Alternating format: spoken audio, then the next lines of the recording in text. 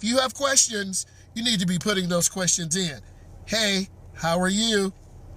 Next, new drivers need to learn how to judge speed and distance. They need verbal instructions. You need to be listening for your coach. Whatever your coach tells you to do, whoever's in the front seat is your coach. Hey guys, how are you?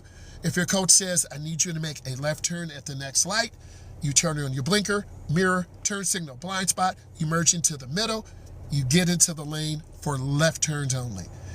And when your coach tells you to go, you check to make sure it's clear. And when it's clear, you go, hey, I'm at 1K likes. Let's keep it going, baby. If you have questions, put it in. Hey, how are you? Let's keep going.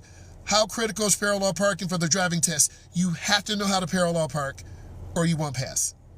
That's critical. Facts. Real life. Next,